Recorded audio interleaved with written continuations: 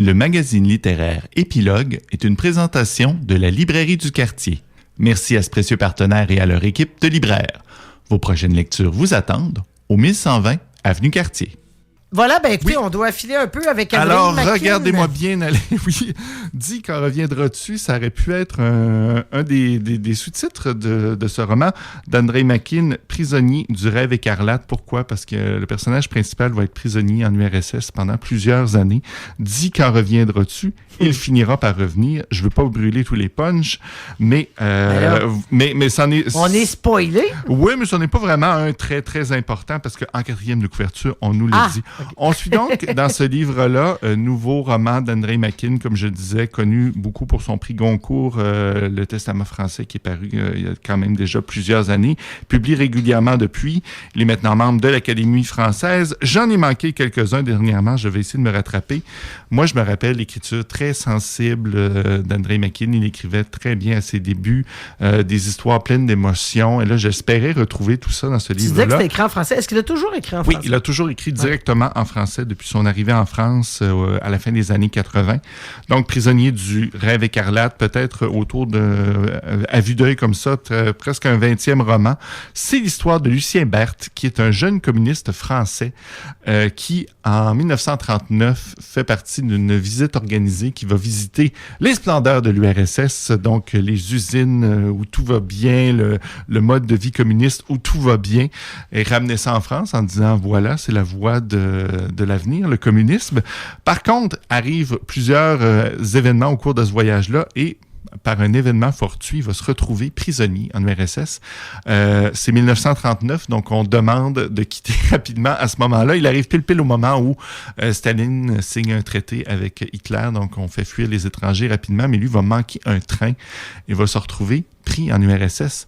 Et il va rester pris là pendant plusieurs années, mais là, il va faire la guerre aux côtés de l'URSS, il va se retrouver dans des goulags, il va se retrouver prisonnier, il va être pogné là pendant une bonne vingtaine d'années, avant de se retrouver, par les aléas de la vie, encore une fois, dans une petite communauté du nord de la Russie, donc à Arkhangelsk, près d'Arkhangelsk, oui, près de la mer Blanche, donc près de la Norvège, de vraiment en haut, où il va faire la connaissance d'une femme russe avec qui il va tenter de refaire sa vie, mais là, coup de théâtre, à un moment donné, décide de tenter de revenir en France, ce qu'il va arriver à faire. Et là, on est dans la politique aujourd'hui, quoi faire, les valeurs politiques. C'est un peu ça aussi dans ce livre-là. Lucien, c'est un communiste convaincu. Ça va rester un peu le combat de sa vie malgré tout ce qu'il va avoir vécu. Et là, après avoir vécu pendant plusieurs années en URSS, va retourner en France. Mais là, il arrive en France à un autre moment charnière. C'est les émeutes de 68. Donc là, il va être confronté à ces nouveaux jeunes Français pleins d'idéaux.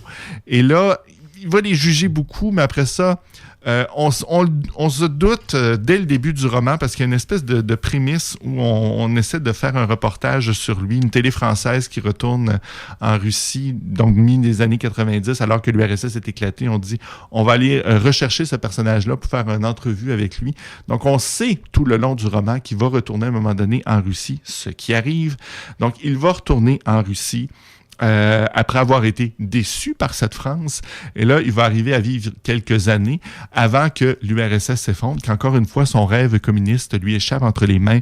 Et là, les derniers moments de ce livre-là, on est vraiment plus dans la Russie livrée à la mafia. Et là, ça devient un petit peu plus complexe. C'est pas tous oui, c'est des moments de l'histoire que je vous raconte. Par contre, pas tous des punchs. On en voit venir quand même quelques-uns.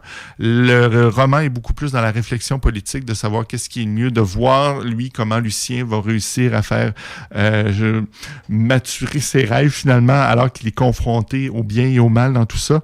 Je reviens à Que faire d'Alain Deneau. Le moment où il est le plus heureux, c'est pratiquement, justement, quand ils sont dans cette petite communauté dans les années 80, dans le Nord, où ils sont un peu entre eux, presque en autarcie, et qu'ils arrivent, oui, et que là, à ce moment-là, ils arrivent vraiment à bien vivre et à vivre un vrai communisme où tout le monde s'entraide, et c'est là qu'il est bien, mais voilà, le mercantilisme revient, le capitalisme. Donc, il y a autant des charges contre les 68 heures, les valeurs un peu populaires, très communautaires.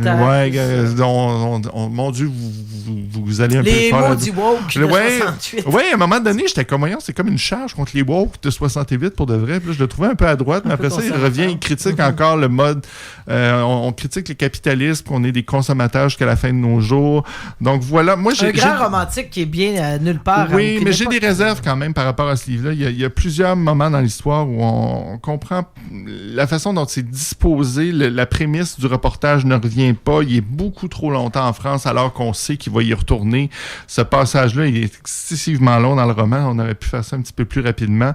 Puis la fin est comme un peu scandaleuse et rapide. Donc, quelques petites réserves quand même. J'ai pas trouvé le romantisme passionné que je connaissais chez Andrei Makin dans ce livre-là. Intéressant, mais couvre peut-être pas toutes ce que j'aurais voulu qu'il couvre, ce prisonnier du rêve écarlate, roman chez Grasset.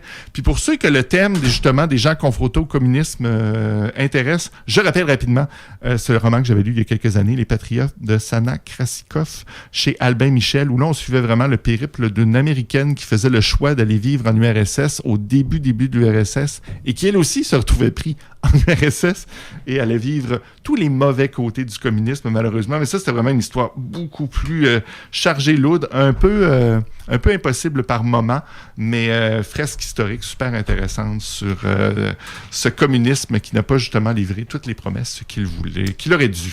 On disait qu'on était dans un monde de l'inouï, incluant celui où Donald Trump a parlé en marge des funérailles du pape avec Zelensky à propos de Poutine sur une invasion russe. Enfin, on voit à quel point cette réalité russo-américaine aussi, la Russie et le reste du monde, en fait, c'est une histoire sans fin. Merci à tout le monde. Merci à notre invité Alexandre Duval. Je rappelle